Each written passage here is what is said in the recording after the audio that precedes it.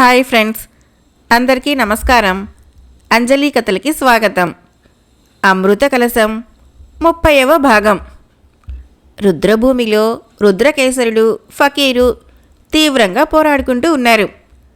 ఆ ఇద్దరి చెరువులను మూర్ఛాగతి అయి పడి ఉన్న వాసంతిక కదలటం లేదు.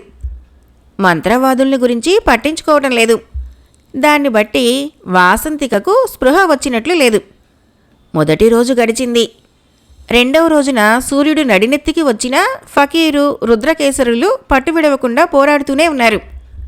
ఆ ఇద్దరూ పోరాడే సందర్భంలో అక్కడ మూర్ఛపడి ఉన్న వాసంతికను గురించి పట్టించుకోవడం లేదు. ఎవరైతే గెలుస్తారో వారికి వారు ఆమెను స్వాధీనపరచుకోవచ్చునన్న నమ్మకము ఇద్దరికీ ఉంది.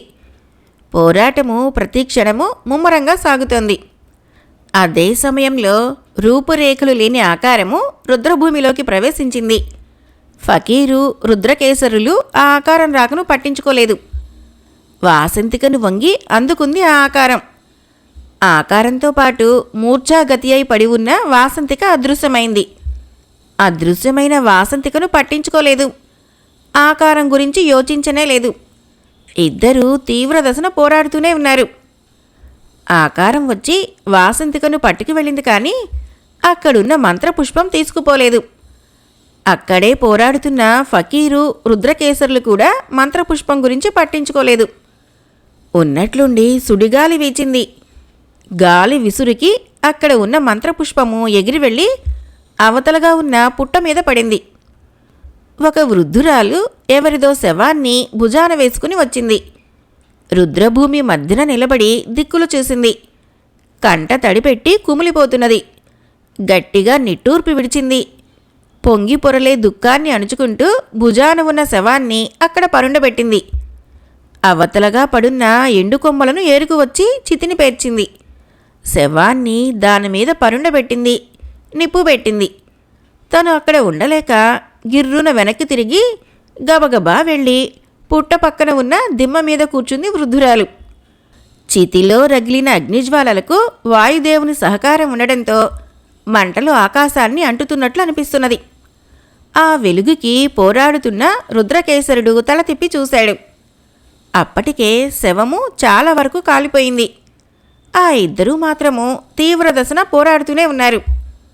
వృద్ధురాలికి అవతలగా పుట్ట మీద ఉన్న మంత్రపుష్పం మంట వెలుగులో స్పష్టంగా కనిపించింది. పుష్పము ఆమెను ఆకర్షించింది. లేచింది. అడుగు అవతలకు వేసి పుట్ట మీద పుష్పాన్ని అందుకోబోయింది. అప్పటికప్పుడే పుట్టలో నుంచి పెద్ద సర్పము బుసలు కొడుతూ వచ్చి వృద్ధురాల్ని కాటువేసింది. వృద్ధురాలు చావు కేక పెట్టి అక్కడికక్కడనే వెనక్కి పడి నోట వెంట నురగలు గ్రక్కుతోంది. కాటు వేసిన సర్పము అక్కడ ఉన్న మంత్రపుష్పాన్ని నోట కరుచుకొని రుద్రభూమి నుంచి బయటికి పారిపోయింది. చావు కేక పెట్టి వెనక్కు పడిన వృద్ధురాలు కంటపడగానే ఫకీరు త్రుళ్ళిపడ్డాడు. ఆమెను పరిశీలనగా చూస్తున్నాడు. అమ్మా అని అరిచాడు గట్టిగా. ఆ మరుక్షణంలో అతని చేతిలోని గండ్రగొడ్డలి జారి క్రింద పడింది. విసురుగా రుద్రకేసరుణ్ణి చూశాడు. రుద్రకేసరా, నా తల్లి మరణిస్తున్నది. పోరాటాన్ని ఆపి ఆమె అంత్యక్రియలు జరిపేటందుకు అవకాశం ఇవ్వు. రుద్రభూములకు అధిపతిగా నా ఈ కోరికను మన్నించు అని వేడుకున్నాడు ఫకీరు. రుద్రకేసరుడు రెప్పపాటు కాలం ఆలోచించాడు. సరే, విరోధైన రుద్రభూమి అధికారిగా అనుమతినివ్వటం నా బాధ్యత. ఇప్పటికి నీ కోరిక మన్నించి ఆగుతున్నాను. నీ కోరిక తీర్చుకో అని వెనక్కి తిరిగాడు. ఫకీరు 2 అంగల్లో వృద్ధురాలి తలను ఒళ్ళోకి తీసుకున్నాడు. వాసంతిక కోసం రుద్రకేసరుడి దృష్టి చుట్టూ చూసింది. మూర్ఛాగతురాలై ఉన్న వాసంతిక కనిపించలేదు. పిల్ల ఏమైంది? ఎవరు తీసుకువెళ్లారు అని ఆలోచించాడు. ఎప్పటికైనా నాకు దక్కి తీరాలి అంటూ గబగబా అక్కడి నుంచి వెళ్ళిపోయాడు రుద్రకేసరుడు. వడిలోకి తీసుకొని ఆత్రంగా వృద్ధురాలి తలను సవరిస్తున్న ఫకీరు ముఖంలోకి వింతగా చూస్తున్నది ఆమె. నేనమ్మా, నీ జ్యేష్ఠపుత్రుడను, ఆదం ఫకీరును. ఇంతకాలంగా ఎక్కడున్నావమ్మా? ఇప్పుడు రావటమేమిటి? నాగుపాము కాటేయటమేమిటి? ఉండమ్మా, విషాన్ని నోటితో పీల్చి ఉమ్మేస్తాను. నిన్ను రక్షించుకుంటాను. ఆవేదన వ్యక్తపరుస్తూ పాము కాటు వేసిన పాదాన్ని పైకెత్తి నోటికి అందించుకోబోయాడు. కాటు వేసిన ప్రదేశము పొంగి ఉంది. అలా పొంగి ఉండడం బట్టి కాటు వేసిన సర్పము సామాన్యమైందనిపించడం లేదు. అప్పటికే ఆమె శరీరమంతా నల్లగా మాడిపోయినట్లయింది. అమ్మా అని గొణిగాడు ఫకీరు. ఆదం ఫకీరు, అంతిమ గడియల్లోనైనా నిన్ను చూడగలిగాను. అదే ఈ జన్మకు తృప్తి. నీ తమ్ముడు చిన్న ఫకీరు భార్య దుర్నడతను సహించలేక అది పెట్టే బాధల్ని ఓర్చలేక ఆత్మహత్య చేసుకున్నాడు. వాడిని భస్మం చేయటానికి ఎవరూ లేక నేనే తీసుకువచ్చాను. వాడి శవం అదిగో ఆ కాలుతున్న చితిలోనే ఆహుతి అవుతున్నది. శవదహనం పూర్తి అయ్యే వరకు ఇక్కడే ఉండాలనుకున్నాను. కూర్చున్నాను. ఇక్కడ ఒక విచిత్రమైన పుష్పం కనిపించింది. దాన్ని చేతిలోకి తీసుకున్నాను. వెంటనే ఆ పాము వచ్చి కాటు వేసింది. గుండెలు బరువెక్కుతున్నాయి. ఇక నేను బ్రతకను అంది చిన్నగా మూలుగుతూనే. అమ్మా, అది సామాన్యమైన పాము కాదమ్మా, దేవతా పాము అన్నాడు. దేవతా పాములు ఎవరిని కాటువేయవంటారే, ఏమిటి ఈ విపరీతం అడిగింది వృద్ధురాలు. అదేనమ్మా, అందుకేదో కారణం ఉండుంటుంది. ఇంతకాలం నువ్వెక్కడికి పోయావు నాయనా, ఏం చేస్తున్నావు అని అడుగుతూ చేతులు ఎత్తి ఆప్యాయంగా ఫకీరు చెంపలు నిమిరింది. వృద్ధురాలు అడిగిన ప్రశ్నకు సమాధానం చెప్పలేకపోయాడు ఫకీరు. మాట తప్పిస్తూ అమ్మా అన్నాడు. అది దేవతా సర్పమే కాని మరే శక్తిగల పాము గాని అది ఎక్కడున్నా పట్టించి బంధించుతాను. నానా హింసలు పెట్టి చంపుతాను. పళ్ళు కొరుకుతూ అని వృద్ధురాలు చేతిని అందుకొని చేతిలో చెయ్యి ఉంచాడు ఫకీరు. వృద్ధురాలు తృప్తిగా కన్ను మూసింది. ఫకీరు బావురుమన్నాడు. కొద్ది క్షణాల్లోనే తల్లి భౌతిక కాయాన్ని కాలుతున్న సోదరుని చితిమీద ఉంచాడు. తల్లి సోదరుల భౌతిక కాయాలు అగ్నిజ్వాలల్లో ఆహుతి అయినాయి. ఫకీరు ఆలోచిస్తూ అక్కడే చతికిలబడ్డాడు. ఏదో ఆలోచనలో గతం గుర్తుకు చేసుకున్నాడు. తండ్రి మరణించగానే తనయుల్ని పెంచాల్సిన బాధ్యత వృద్ధురాలు మేరీ మీద పడింది. ప్రస్తుతం చాలా బీద కుటుంబం అయినప్పటికీ తన కష్టాన్ని చెమటగా మార్చి ఆదం ఫకీర్ని, చిన్న ఫకీర్ని పెంచసాగింది. చిన్నప్పటి నుంచి ఆదం ఫకీరు అల్లరిచిల్లరిగా తిరిగేవాడు. చిన్న ఫకీరు తల్లిని, ఇంటిని చూసుకునేటందుకు అలవాటు పడ్డాడు. ఆదం ఫకీర్నకు చెడు స్నేహాలు ఎక్కువయ్యాయి. పెళ్లి చేసుకునేటందుకు నిరాకరించాడు. వాళ్ళ ఆచారం ప్రకారము పెద్దవాడికి వివాహం కాకుండా చిన్నవాడికి వివాహం అవటానికి వీలుపడదు. పెద్దవాడు తిరస్కరించినంత మాత్రాన రెండవ వాడికి వివాహం చేయకూడదు. అతను సర్వము విడిచిపెట్టి ఊరు విడిచి వెళ్ళిపోవాలి. అప్పుడు గాని చిన్నవాడికి పెళ్లి చేయరు. పెళ్ళాన్ని, భార్యని, సంసారమని వాంచలేని ఆదం ఫకీరు ఇంటిని గురించి పట్టించుకోలేదు. తన గురించి తన తమ్ముడు చిన్న ఫకీర్కి వివాహం కాకుండా ఉండేటందుకు మనస్కరించలేదు. తను ఎలాగూ గాలి జీవితానికి అలవాటు పడ్డాడు. తల్లి అని, తన వాళ్ళని సాంప్రదాయబద్ధంగా బ్రతకడానికి అలవాటు పడిన చిన్న ఫకీర్కి వివాహం కాకుండా తన వల్ల ఎందుకు ఇబ్బంది పడాలి అనిపించింది. తమ్ముడి పెళ్లి చేయటం తన కోరికగా భావించి తల్లిని, తమ్ముడిని విడిచి వెళ్ళిపోయాడు ఆదం ఫకీరు. అతను ఇల్లు విడిచి వెళ్ళాక చిన్న ఫకీర్కి వివాహమైంది.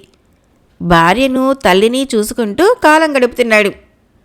ఇల్లు విడిచి బయట పాదం పెట్టిన ఫకీరు ఒక వృద్ధ ఫకీరునకి శిష్యుడిగా చేరి అతని వద్ద మంత్రశక్తులన్నీ నేర్చుకున్నాడు. వృద్ధ ఫకీరు అంతిమ గడియల్లో భద్రకాళి తారక మంత్రాన్ని ఉపదేశించాడు. తను ఉపయోగించిన మంత్రపు ఎముకను అతగాని ఉపయోగార్థం కానుకగా సమర్పించాడు. అక్కడి నుంచి ఆదం ఫకీరు మంత్రవేత్తగా కృషి చేసి తన వాళ్లను మర్చిపోయి తన గురించే తను చూసుకుంటున్నాడు. తల్లిని, భార్యని చూసుకుంటూ కుటుంబ బాధ్యతను నిర్వహిస్తున్న చిన్న ఫకీరు భార్య నోరు కలది. ఆమె నోటి ధాటికి తట్టుకోలేక బ్రతుకు మీద విరక్తి కలిగి కొంతకాలము దేశం పట్టుకు తిరిగాడు. అతనికి సంతానం కలగలేదు. ఇలా ఉంటుండగా చిన్న ఫకీరు మంచితనము భార్య పట్ల పనిచేయలేదు. ఆమె నోరు పెద్దది కావటంతో తిట్టడము, వీలైతే కొట్టడము సాగించింది. ఇది సహించలేకపోయాడు. దానికి తోడు భార్యకు లొంగిన భర్తని ఊళ్ళో వాడుక పదం పడటంతో ఆ ఊళ్ళో బ్రతకలేక తల్లిని భార్యను తీసుకుని ఆ ఊరు విడిచి వెళ్ళాలనే అభిప్రాయం కలిగింది. భార్యేమో రానని భీష్మించుకొని కూర్చుంది. అయినా సరే తను ఆ ఊరు విడిచి వెళ్ళిపోవాలనే తీర్మానించుకుని ఇల్లు బయలుదేరి వెళ్ళబోయాడు. భార్య అతన్ని అల్లరి చేసింది, తిట్టింది, కొట్టింది. దాంతో ఫకీరుకి బ్రతుకు మీద విరక్తి కలిగింది. ఆత్మహత్య చేసుకునేటందుకు తీర్మానించుకున్నాడు. భార్య పోతే పోయాడని తలచింది. తల్లి హృదయము తల్లడిల్లి కొడుకు వెంటపడింది. అతను అడవిని చేరాడు. ఆత్మహత్య చేసుకోనని తల్లిని నమ్మించాడు. ఆ రాత్రి తల్లి కొడుకులు అడవిలో పడుకున్నారు. విరక్తి కలిగిన చిన్న కొడుకు చెట్టు ఊడను కంఠానికి బిగించుకొని ఆత్మహత్య చేసుకున్నాడు. ఆ వెంటనే తల్లి మరణం. ఈ రెండూ ఒకేసారి జరగటంతో ఫకీరు హృదయము తల్లడిల్లిపోయింది. గిర్రున వెనక్కి తిరిగాడు. అప్పటికే చితి చల్లారింది. అతని ముఖం ఎర్రబడింది. ఆవేశము నరనరాన నిండిపోయింది. నడుము వంచి ఇంత బూడిదని తీసుకున్నాడు. తల్లి తమ్ముడు దుర్మరణాలకు కారకురాలైన తమ్ముడి భార్యను నానా హింసను పెట్టి పిచ్చి కుక్కను చంపినట్లు చంపుతానని ప్రమాణం చేసి రుద్రభూమి నుంచి వెళ్ళిపోబోయి ఆగాడు. అతని మెదడులో నిలిచిన వాసంతిక రుద్రభూమిలో కనిపించలేదు. గడ్డం సవరించుకొని ఆలోచిస్తున్నాడు. ఎందుకో పెదాల మీద పేలవంగా చిరునవ్వు దొర్లించాడు. ముందు తన తల్లిని కాటువేసిన సర్పం ఎక్కడ నక్కినా చేతికి చిక్కించుకొని హతమార్చాలి. తదుపరి తమ్ముడి భార్యను అనుకొని పెద్ద పెట్టున వికటాట్టహాసం చేస్తూ అక్కడి నుంచి వెళ్ళాడు మాయల ఫకీరు. రుద్ధిరాల్ని కాటివేసి మంత్రపుష్పాన్ని నోట ఖర్చుకొని పారిపోయిన పాము మాయల ఫకీరు ఆవేశాన్ని అర్థం చేసుకుంది. అతగాడి చేతికి చిక్కితే తప్పించుకోవటం దుర్లభం. ముందు జాగ్రత్త మంచిదని తన కోసం గాలిస్తున్న ఫకీరును గమనిస్తూనే అతనికి అందకుండా పొదల చాటున పరిగెత్తుతోంది. ఫకీరు దాన్ని గురించి మంత్రపు ఎముక సహాయంతో వెంటాడుతున్నాడు. క్రమేపీ అతను సర్పానికి దగ్గరైతున్నాడు. సర్పానికి భయం ఎక్కువైంది. తన నోట ఉన్న పుష్పాన్ని అక్కడెక్కడైనా దాచాలి అనుకుంది. చెరచెరా పాకుతూ పోయి పాడుబడిన శివాలయం ముందు ఆగింది. తలను పైకెత్తి చుట్టూ పరీక్షగా చూసింది. అక్కడ నిలువుగా నిలబడి ఉన్న శిలా విగ్రహాన్ని చూసింది. విగ్రహం కాళ్ల సందుల్నించి పాదాల వరకు సందు కనిపించింది. కుడికాలి పాదం కొద్దిగా పైకి ఎత్తబడి ఉంది. ఆ కాలి క్రింద దాచినట్లయితే పుష్పము అతి జాగ్రత్తగా ఉంటుంది. వెంటాడే ఫకీరు వెళ్ళాక తను ఆ పుష్పం అందుకొని గమ్యస్థానానికి వెళ్ళవచ్చునని తలచింది. నెమ్మదిగా వెళ్ళి కాళ్లను చుట్టుకుంది. చుట్టూ చూస్తూ ఉంది సర్పం. అది మంత్రపుష్పం అని గ్రహించే దాన్ని దక్కించుకునేటందుకు వృద్ధురాల్ని కాటువేసింది. పుష్పంలో మహత్తర శక్తి ఉందని, అది దేవతాపాము గనక ముందే పసిగట్టగలిగింది.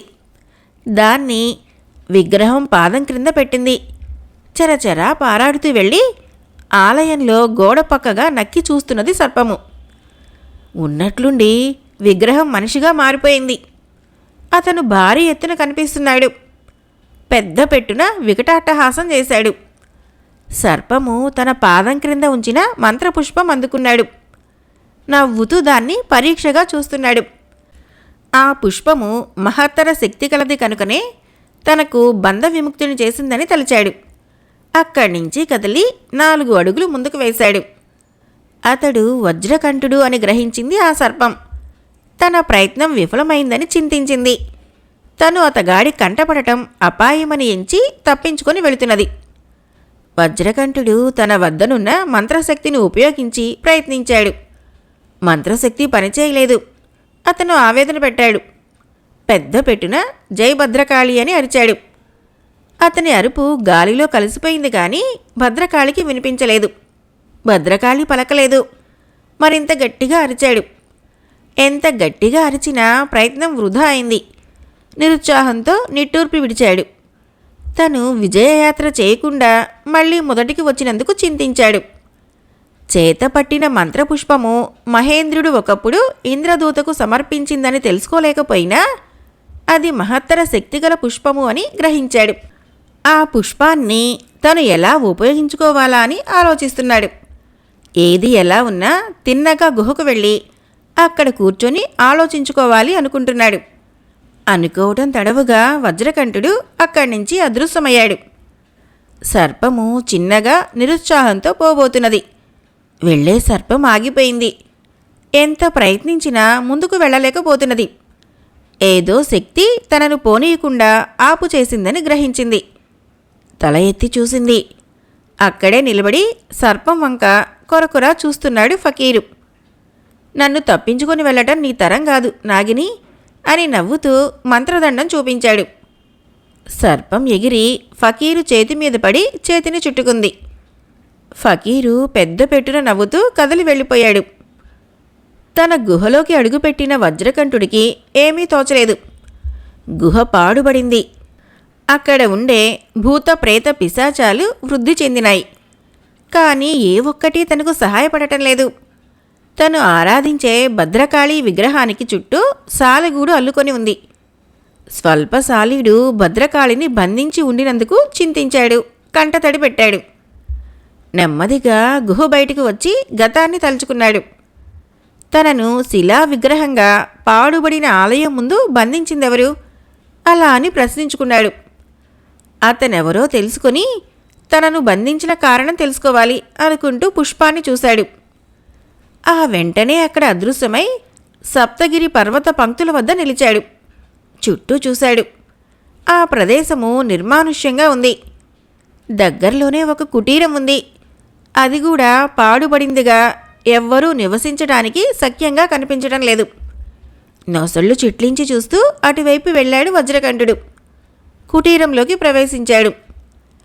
అతని దృష్టి అక్కడనే ఎదురుగా కదలకుండా కూర్చొని ఉన్న పరిత్యాగి మహర్షి మీద పడింది. మహర్షికి తనను శిలలాగా మార్చవలసిన అవసరం ఏమొచ్చింది? తను అతన్ని చూడనైనా లేదే. ఒకవేళ పుష్పము తనను తప్పించి అక్కడికి చేర్చిందేమో. ఎందుకు చేర్చినట్లు తనలో తాను ప్రశ్నించుకున్నాడు. అతన్ని మాట్లాడించేటందుకు వీలుపడని పరిస్థితి. తను తొందరపడి పలకరిస్తే మళ్ళీ తన భవిష్యత్తు ఎలా మారుతుందోనన్న సందేహం కలిగింది. అక్కడనే ఎదురుగా చతికిలపడ్డాడు. కళ్ళు మాత్రము పరిత్యాగి మహర్షి మీదనే నిలిచాయి. శివపార్వతీల విగ్రహము అతని ముందు కళకళలాడుతూ ఉంది. విగ్రహం ముందు అఖండం వెలుగుతోంది. ఆ పక్కనే పద్మాసనం మీద కూర్చొని ఉన్నాడు మహర్షి. అతను పరిత్యాగి మహర్షి అని తెలియదు. తెలుసుకునే శక్తి తనకు లేదు. ఏమైనా మహర్షి కన్ను తెరిచాకనే మాట్లాడాలి అనుకున్నాడు. కొంతసేపటికి మహర్షి అవతలగా ఉన్న ఏకాహాన్ని అందుకున్నాడు. దాని నిండుగా కర్పూరం ఉంచి వెలిగించాడు. ఎడంచేత్తో గంటను మ్రోగిస్తూ కుడిచేత్తో కర్పూర హారతిని శివపార్వతులకు ఇచ్చాడు. ఆ విధంగా 1001 సార్లు కర్పూర హారతి శివపార్వతులకు సమర్పిస్తే తన ఆశయం ఈడేరుతుంది. అప్పటికి 999 పర్యాయాలు జరిగింది. మరే 2 పర్యాయాలు కర్పూర హారతి ఇవ్వడంతో తన భార్య భగవతిని పాములవాడిగా వచ్చి బంధించి తీసుకువెళ్లిన వ్యక్తిని బంధించి భగవతిని తీసుకురాగల శక్తి పార్వతీ పరమేశ్వరులు తనకు అనుగ్రహిస్తారు. కర్పూర హారతి ఇచ్చిన మరుక్షణము పార్వతీ పరమేశ్వరుల పాదచెంత ఉంచిన రాగి పళ్ళెంలో జరుగుతున్న తంతు కనిపిస్తుంది. నిత్యం హారతి ఇచ్చిన మరుక్షణము రాగు పళ్ళాన్ని చూస్తున్నాడు. ఆనాడు అలాగే దృష్టిని రాగి పళ్ళం మీదకు మళ్లించాడు. అక్కడ కూర్చున్న వజ్రకంఠుడు అతని దృష్టిని ఆకర్షించలేదు. రాగి పళ్ళము మెరుస్తున్నది. అందులో రుద్రకేసరుని గుహలో నిర్ణీత స్థలంలో బంధించబడి ఉన్న తన భార్య కనిపించింది. భగవతి బందీగా ఉన్నప్పటికీ వరలక్ష్మిని తదేకంగా సూర్యోదయ కాలమున సూర్యాస్తమయ కాలంలోనూ ప్రార్థించుకుంటూనే ఉంది. భగవతిని చూస్తూ చింతాక్రాంతుడై ఉన్నాడు పరిత్యాగ మహర్షి. మహర్షి ముఖము అలా ఎందుకు మారిందో గ్రహించలేదు వజ్రకంఠుడు. దృష్టిని పరిత్యాగి మహర్షి నుంచి మరల్చలేదు, రెప్పవాల్చడం లేదు. అలాగే చూస్తూ ఉన్నాడు. మహర్షి మాత్రము పళ్ళెం వైపే చూస్తున్నాడు. రుద్రకేసరుడు పెద్ద పెట్టున నవ్వుతూ భగవతిని ఉంచిన ప్రదేశంలోకి అడుగుపెట్టాడు. అక్కడున్న పరిచారికులను వెళ్ళమని ఆజ్ఞాపించాడు. పరిచారికులు వెళ్ళిపోయారు. ఏం చేస్తున్నది? వరించి తెచ్చుకున్న వయ్యారి భామ చిరునవ్వుతో అడిగాడు. నీకు రానున్న వినాశన కాలాన్ని నిరీక్షిస్తున్నది కటువుగా జవాబిచ్చింది. రుద్రకేసరుణ్ణి కన్నెత్తైనా చూడలేదు. రుద్రకేసరుడు పెద్ద పెట్టున నవ్వాడు. నీకున్న తలటెక్కుపోలేదు. నువ్వు మహాపతివ్రతమనే అహంకారము నిన్ను వేడినంతకాలము నీ బ్రతుకు ఇక్కడే కొనసాగుతుంది. రుద్రకేసరుడు తలచిన కోరిక సాధించుకొని తీరే వరకు పట్టిన పట్టు విడువడు. నీ మీద నాకు కలిగిన కోరిక వర్ణనాతీతం. నీ అందం నన్ను ఆకర్షించింది కనుకనే ఆ ఫకీరు నిన్ను దక్కించుకోకుండా నేను దక్కించుకున్నాను. నిన్ను చూస్తుంటే నీ అందము నన్ను వెర్రివాణ్ణి చేస్తున్నది. కండపుష్టి కలిగి నెగనెగలాడుతున్న ఆ శరీరము, ఎత్తుగా మత్తు కలిగించేటట్లు కనబడే ఆ వక్షోజాలము, చక్రాలుగా మెరుస్తూ కనబడే ఆ కళ్ళు, నునుపైన ఆ చెంపలు నన్నే కాదు ఎవరినైనా మత్తెక్కించగలవు. నీ వంటి సుందరాంగిని వృద్ధ పరిత్యాగి మహర్షి ఎలా ఆనందింపజేయగలడు? ఆ వృద్ధుడికి నిన్ను పొందే అర్హత ఎక్కడుంది? పుల్లలాగా ఉండిన అతను నిన్నేం తృప్తిపరచగలడు? నేనంటావా అన్నిటా సమర్థుడను. నిన్నే కాదు, నీకంటే మిక్కుటంగా పతిని ఆరాధించే ఎటువంటి స్త్రీనైనా లోబరుచుకునే శక్తివంతుడను. నిన్నెవరో రక్షించి నీ భర్త దగ్గరకు చేరుస్తారని పగటి కలలు కనకు. ఇక్కడ లభ్యపడే ఆనందాన్ని, నా అభిమానాన్ని వమ్ము చేసుకోకు అన్నాడు రుద్రకేసరుడు. భగవతి అతని మాటల్ని పట్టించుకోలేదు. రుద్రకేసరుడు కదలనే లేదు. నిన్ను నా వశం చేసుకోవటానికి ఎంతోసేపు పట్టదు. కానీ నిరంకుశంగా వశపరుచుకునే స్త్రీ దగ్గర సరైన ఆనందం అందదు. మనస్ఫూర్తిగా అంగీకరించే మగువైతేనే తను సుఖపడుతుంది, కోరిన వాణ్ణి సుఖపెడుతుంది. అది నా వల్ల కాని పని అన్నది. తలుచుకుంటే అవలీలగా అయ్యే పని. పతి పాదాల చెంతనే ముక్తి పొందాలని చూసే ఏ ఇల్లాలు వెర్రిమొర్రి ఆలోచనలకు తావేయదు. భర్తను చూసే కళతో ఇతరులను చూడదు. ఆమె దృష్టికి భర్త కాక ఇతర పురుషులు సోదర సమానులు అన్నది. నీ వంటి మొండిదానికి చెప్పడం కన్నా నిరంకుశంగా దారిన పెట్టుకోవడం మంచిది అన్నాడు. నీ వశం కాదు తీక్షణంగా అన్నది భగవతి. నా వశం అవనదంటూ ఉంటుందా? పెద్దగా నవ్వాడు. మంత్రదండము భగవతి చుట్టూ తిప్పి ఆమెను వివస్త్రను చేయమన్నాడు. ఆమె యథావిధిగానే ఉంది. 2 చేతులు జోడించి నమస్కరించి మనస్సులో ఎవరినో వేడుకుంటున్నది. రుద్రకేసరునిలో పట్టుదల ఎక్కువైంది. ఆనాడు ఏమైనా సరే ఆమెను వశం చేసుకోవాలని తీర్మానించుకున్నాడు. పెద్ద పెట్టున నవ్వుతూ విసురుగా 2 అడుగులు వేసి భగవతిని తన బాహువుల్లోకి తీసుకోబోయాడు. భగవతిని చేరలేకపోయాడు. ఆమె నుంచి అగ్నిజ్వాలలు బయలుదేరి రుద్రకేసరుణ్ణి వెనక్కి తరిమేశాయి. రుద్రకేసరుడి మొహము నల్లబడింది. పళ్ళెంలో సర్వము తిలకిస్తున్న పరిత్యాగి మహర్షి పెదాల మీద చిరునవ్వు దొర్లింది. సరే చూస్తాను. ఎటువంటి పతివ్రతలనైనా ఇట్టే వశపరుచుకోగల శక్తిని పొందాకనే నీ పని పడతాను. అంతవరకు నువ్విక్కడే, అటు భర్తకి ఇటు నాకు కాకుండా అలమటించు అని అరిచాడు. విసురుగా వెనక్కి తిరిగి గబగబా నడిచి వెళ్ళాడు అక్కడి నుంచి. భగవతికి అంతా అగమ్యంగా తోచింది. పాన్పు మీద కూర్చొని ఏదో ఆలోచిస్తున్న సమయంలో పరిచారికలు ప్రవేశించారు. రుద్రకేసరుడు తిన్నగా పూజామందిరంలోకి అడుగుపెట్టాడు. తల్లి క్షుద్రదేవి, ఏమిటి అన్యాయం? అడవి కిన్నెర పుష్పాలు తెచ్చే నిమిత్తం ఏర్పరుచుకున్న కన్య సమిధ ఏమైందో తెలియకుండా వెళ్ళిందే. ఆమె ఎక్కడ ఎవరి చెరలో ఉన్నదో తెలియని స్థితిలో ఉంది. ఎక్కడో అద్దాలతో కట్టబడిన భవనంలో బంధించబడి ఉంది. అది ఎవరి భవనమో తెలియటం లేదు. సమిధను ఎవరు బంధించి ఉంచారో తెలియటం లేదు.